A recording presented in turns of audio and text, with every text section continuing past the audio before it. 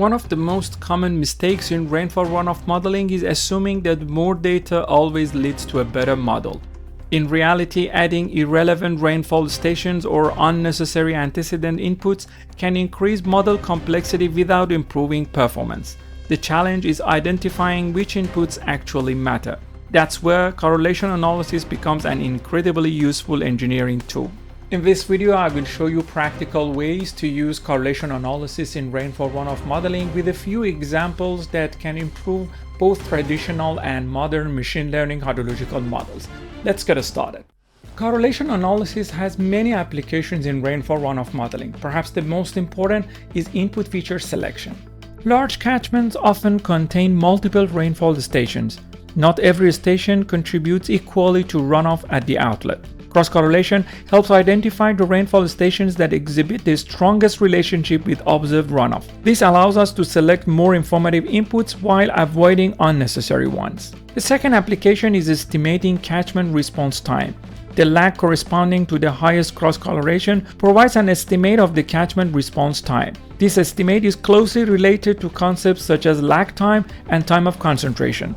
It also provides guidance for selecting the temporal resolution of hydrological models. The third application is selecting antecedent inputs for machine learning algorithms. Unlike physically based models, machine learning algorithms do not explicitly represent infiltration, routing, or catchment storage. Instead, these processes are learned indirectly from historical data. Cross-correlation helps determine which rainfall lags should be included, while autocorrelation identifies informative antecedent runoff observations. This informs feature selection and often leads to better model performance. Finally, understanding catchment storage. Autocorrelation also provides insight into catchment storage behavior. A slowly decreasing ACF often indicates groundwater contributions or sustained base flow, whereas a rapidly decreasing ACF suggests a fast hydrological response with limited storage. Now that we have learned the fundamentals of correlation analysis in episode 1 and got familiar with its application in this episode, we are ready to go through a few practical examples. Our first example is a large rural catchment. In this catchment, we have 5 rainfall gauges shown here as 1 to 5, and we have one flow station at the outlet of the catchment. The length of the data is almost 3 years, and we have 1095 rows of data. The objective of this example is to find the important rainfall stations in order to be provided as input to our model. That can be the case for a traditional rainfall runoff model or the inputs to a machine learning rainfall runoff model. So our job here is to calculate the correlation coefficient between flow and the lags of rainfall at different stations, and then see which case is going to give us the highest potential correlation. So before we start and fill this table, I want to show you what we mean by the lag. So here I bring the flow data, paste it here as a reference, and then imagine I want to play with the first rainfall station. So if I copy that and paste it here in front of the flow, that's the case of no lag. So this is my first rain gauge, so just as an example. When I say 1 day lag, what I'm going to do is basically copy and pasting the whole thing here with 1 cell lag, and then you can repeat the same thing for 2 days lag, 3 days lag, and 4 days lag, and so on. So whatever number of lags you want. When I go for the first lag, for example this one, as you can see, I should compare this cell with this cell, and the third one of Q with the second one of flow, and so on. And as you can see, I'm losing 1 cell. So practically the length of the data set by right should be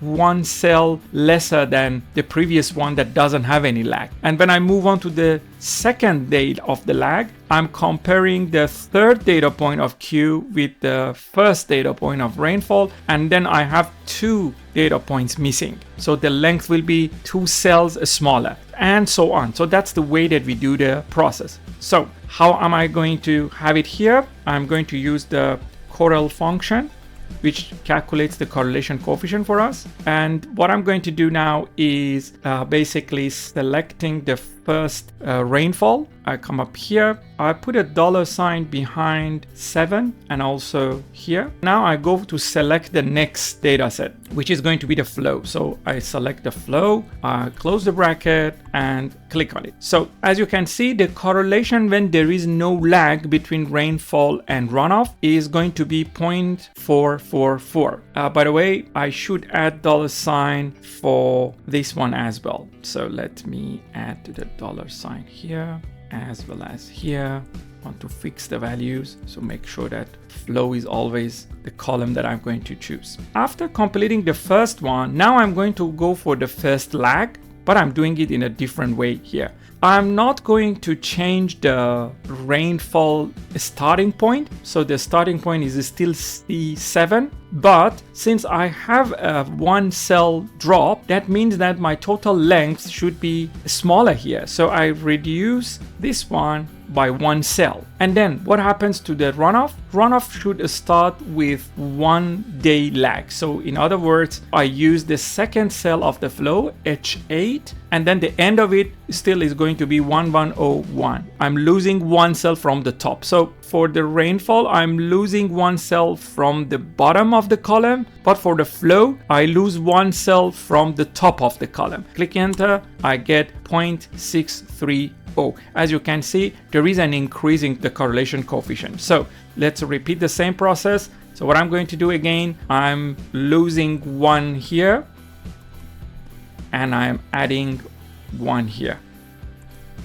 In other words, I go down 1 cell. Okay, so you see there is a drop. As of now, the lag of 1 day gives us the highest value. I fix for 98 and here 10. It goes down 0.3. So now we go to the next one, reduce this one to 97.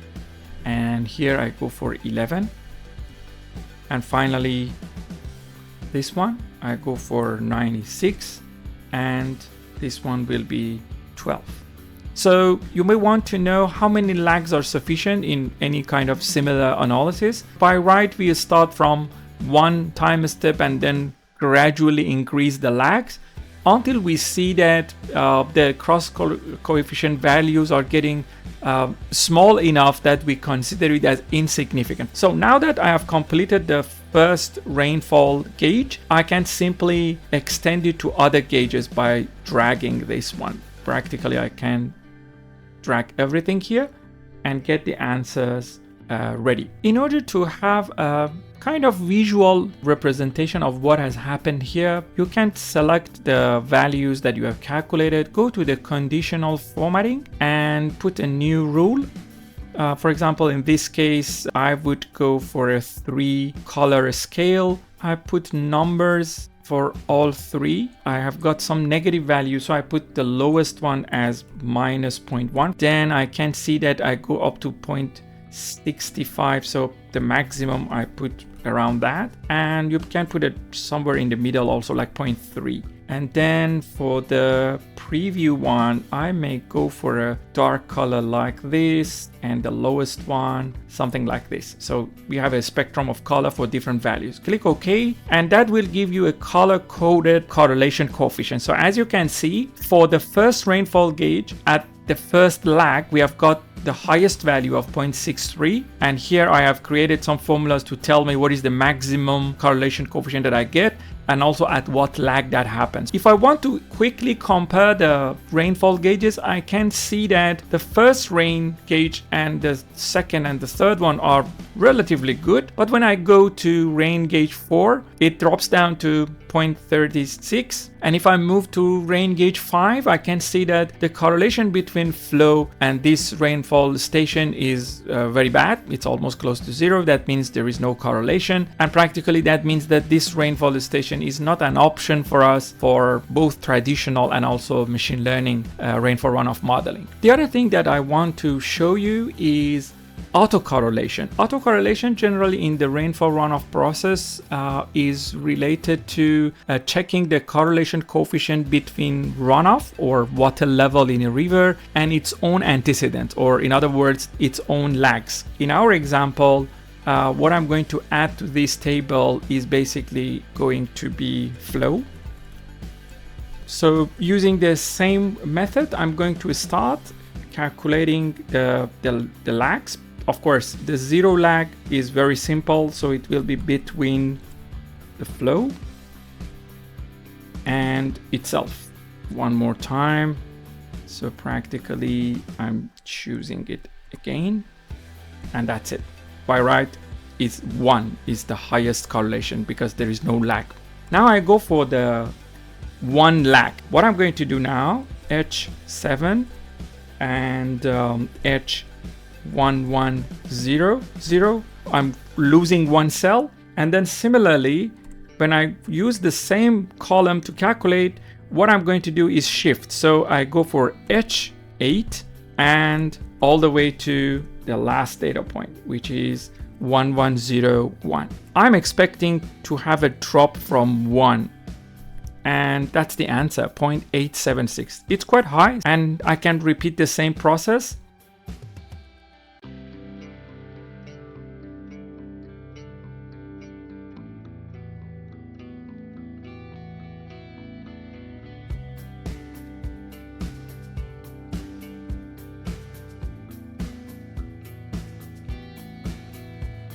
What I'm interested in is to see how fast the correlation coefficient drops down. As we discussed in the fourth application of this video, autocorrelation function or ACF generally provides insight into catchment storage behavior. So a slowly decreasing ACF often indicates a kind of sustained base flow or catchment storages, while a rapidly decreasing ACF suggests a fast hydrological process. You can see that after 1 day, the correlation is still very high. After second day, still it is reasonable, 0.6 is good. And perhaps from day 3 onwards, we are seeing some loss of memory. Our second example is an event-based analysis.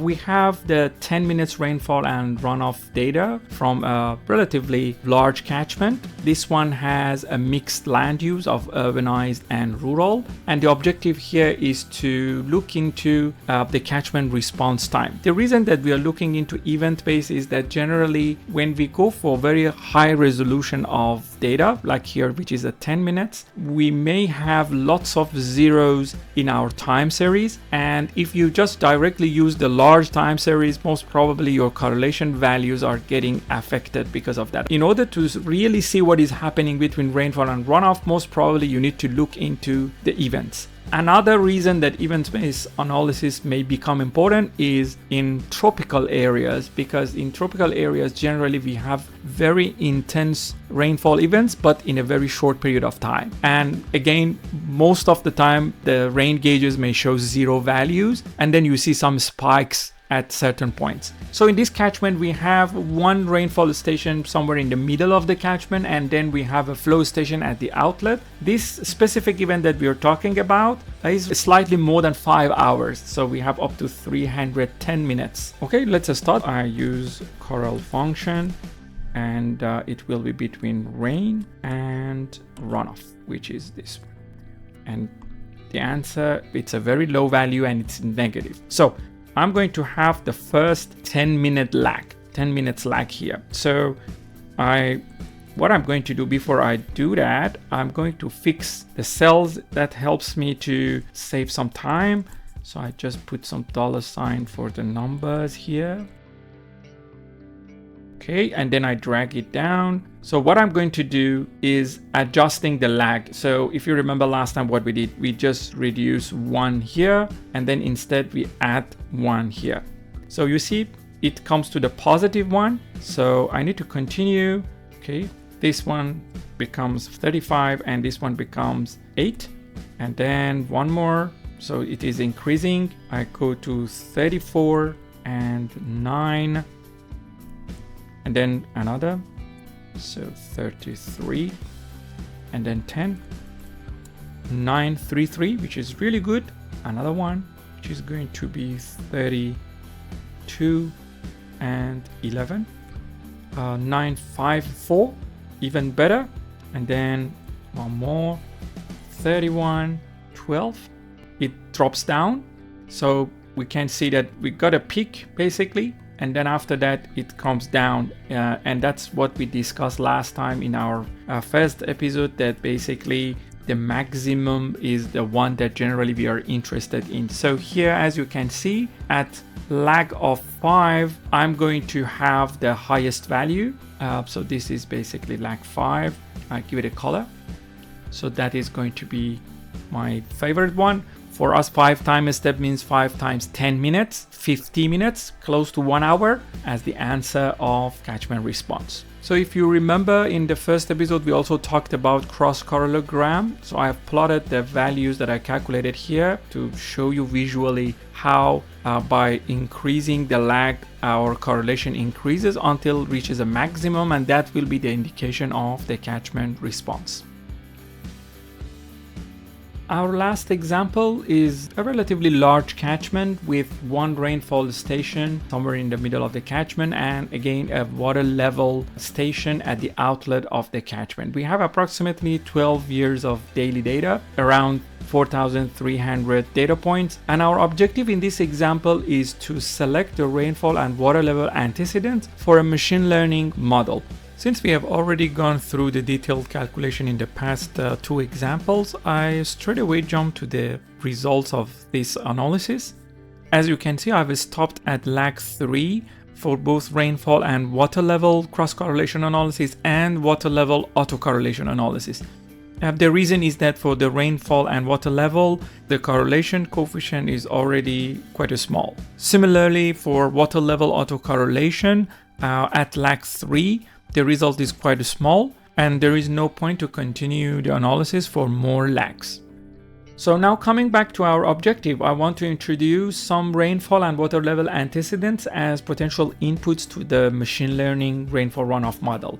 So first I go to the rainfall and I go for the first 2 because they are relatively good. Both are above 0.5. I select them, but definitely not the second and the third lag and so on. They are not going to be significant. Between the lags of water level, I choose the first lag. So this is 0.77, relatively good, but not 2 or the third one.